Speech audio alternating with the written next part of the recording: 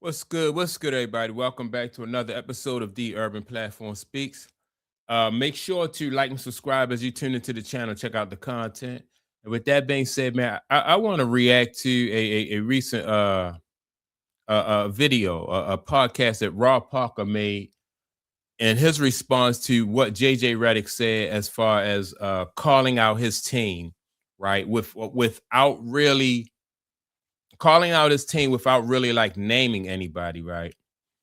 And so I made another earlier video about this. In that video, I said that I thought it was I thought it was kind of I was okay with him not naming anybody publicly and throwing anybody publicly under the bus, right? And so to me that for me that wasn't an issue.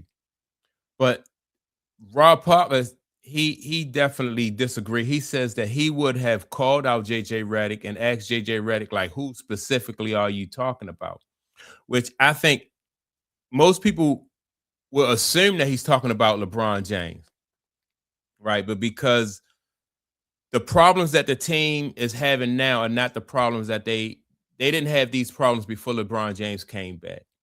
So LeBron James is the common denominator, right? When you think about like how the offense is out of rhythm, and when you think about how like defense is really poor. Like their defensive effort is really poor right now, right? And the chemistry of the team has really changed since LeBron James came back.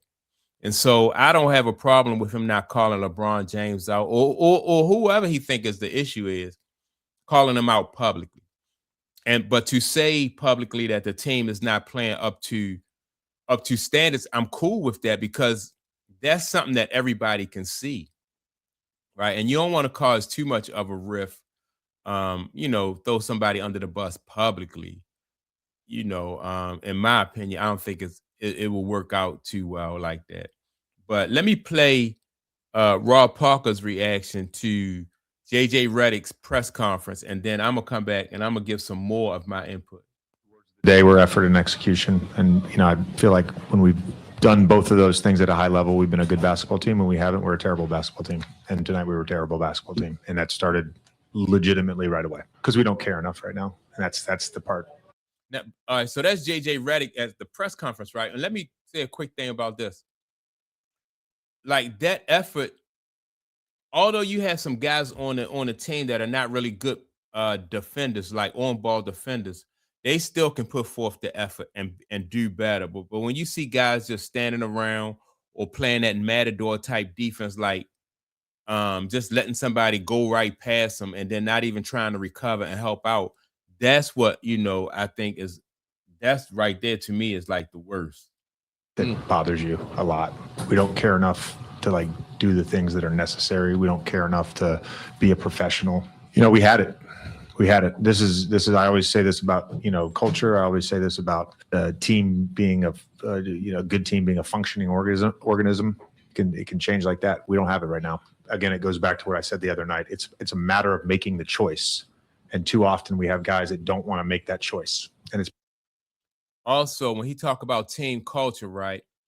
That's where like the leader of the team, whether it be LeBron James or Luca, like they need to set the culture. Like if you have LeBron James playing matador type defense and just letting guys blow past him, then you're not, your best player on the team not playing tough defense or not putting forth that tough effort. That sets the tone for everybody. So no matter what the coach says, if your best player is not bought in, then it's going to be a problem. And that right there, in my opinion, is part of the reason why Luka is no longer in Dallas, because he wasn't on the same. Although Luka was the best player in Dallas, but you need your best player to be like that program. He need to be the guy who's bought into the program, like you see with every other franchise player, every other superstar. They completely bought in most cases. I would have to say I can't. It's hard to think of somebody like a superstar or franchise type ball player that's not bought into the program, but they want to. You know what I mean? And I'm not talking about this era. I think Steph Curry is really good at that. Like he is like bought into Steve Kerr's culture and his program and stuff like that, right? But even Steph Curry, I would think some things that he probably can do to kind of to show more that he's into the culture when it comes to dealing with Draymond. But that's a whole nother issue, right? But the culture, your best player got to be that bridge between the coach and then the rest of the players. Pretty consistent who those guys are. And so Saturday practice, I told the guys, it's going to be uncomfortable. The meeting is going to be uncomfortable. I'm not doing another 53 games like this. I got a couple things real quick, Kelvin. Yeah. First, and Rob G, you said you heard the rest of the press conference, right? It was just a quick little blip. I'm I teach journalism at USC. I would not allow JJ Redick to get up there and paint a broad brush. Who are you talking about, JJ? Is it Luka? Yeah. Is it LeBron? Is it Austin Reeves? You got to tell me who you're talking about, okay? This whole notion about they know who they are. Who are they? Okay? Yeah, he did it twice too, Rob. You're right. I mean, come on, man. Stop it. What reporters are sitting there allowing him to not have to say LeBron's name. I want to hear it out of your mouth. Say Luka out of your mouth. And this guy's he's a fraud and a hypocrite. Doc Rivers, 3 years ago, he ripped Doc Rivers on ESPN on First Take about not being accountable and always making excuses. And here he is. You got 3 guys in a starting lineup, right, who can't play defense, who won't play defense. But have you made a change, Kelvin? Have you sat somebody down and said, Rob G, what's the stat? Don't they have those 3 guys together defensively is as bad as it gets in the NBA? Yeah. Well, what's worse is that they're and that's the thing. I think when you got guys who won't, I'm not gonna say that they can't play better defense. They just won't play better defense, right? And so as a coach, JJ Redick need to make the decision to sit somebody down and bring in a guy off the bench that's going to give better effort. You can't have those 3 guys. You can't have 3 guys out there who not going to put forth that effort. I think that if JJ Redick sat LeBron down and just limited his minutes and put Marcus Smart in there, right, to start and to get, that would change your team. That would make you a little bit better defensively. And so with Marcus Smart on there and he playing better defense, then Austin Reeves, I think, will give more effort on defense, because now, Marcus Smart and everybody else going to play better defense. So that will hold Austin Reeves more accountable. So Luka, it'll be up to Luka or not, because Luka is the franchise ball player. So, I just think that JJ Redick he got to be able to coach this team. And if he don't coach the team, then he will find himself out of a job. If he allow LeBron James to take this team down, he'll take JJ Redick with him. So right now, it's about JJ Redick trying to save his job, not just save the team, but save his job, and not allow LeBron James. It's pitiful, the way LeBron James is just complaining and just pouting on the court and just not getting back on defense, standing around on defense. I mean, it's pitiful. You never seen a professional athlete just do that. I just think that JJ Redick, and recently after that practice, right, when he said everybody was going to be uncomfortable, reports came out that he kind of tried to blame it on Roy Hachimura, right? And again, I think that JJ Redick can come out and he can lie to the public and he can lie to the reporters and stuff like that.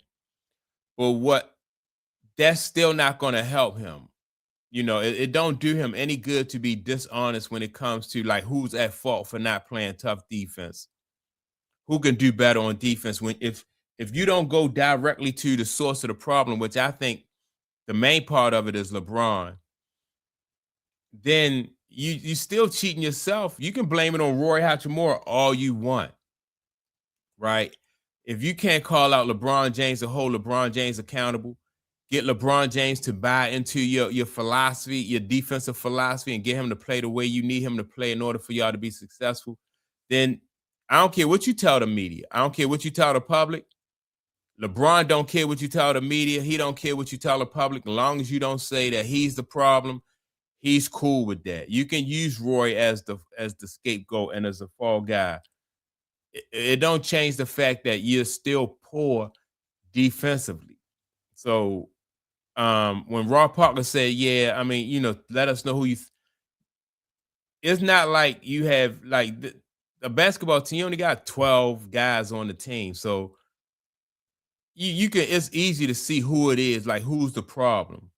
You know who, like, let me see. I think they were the last 3 games the Lakers played, they've got blown out. And the last 10 games, they've lost 6 out of the last 10 games. So, you know, just from looking at the film, just from looking at the game, you know who the issue is. They got people on their bench who would give better defensive efforts than, you know. So you can't really keep putting the same guys out there and expect a different result. JJ Redick, whether he want to admit it or not, is going to have to confront LeBron James, and it's going to have to be really soon. It's going to have to be real soon, or they're going to just tank this season. Let me see what else Rob Parker have to say. Starting lineup. So you include those 3 guys. Right. You got Luka, LeBron, Austin Reeves, Rui Hachimura, DeAndre Ayton. In 76 minutes entering Christmas, so it only got worse on Christmas. Right. The Lakers starting lineup been outscored by 15 points, allowing 120.7 points per 100 possessions. That would rank worse than every NBA defense except the Jazz and the Wizards, who are trying to lose. And Kelvin, that's my point, is you have this data, okay? You know what this is. If you're really trying to coach and make a difference, LeBron, sit down. Austin Reeves, like that together. You guys can't play together. I'm going to have to break this up and put somebody in there defensively who's maybe not the offensive weapon, right? But we need somebody to make some stops. You can't keep doing this. We know what LeBron is. Did you watch the play yesterday where he stomped his foot and yelled at the referee and didn't run back? Like, timeout. JJ, I dare you to call timeout and pull LeBron out of the game.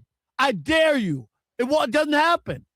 Luka, oh, look how great he is. The people who think that Luka is in the MVP conversation, dude, one-dimensional, and all he doesn't even try to play defense. He ain't no damn MVP. I'm sorry. All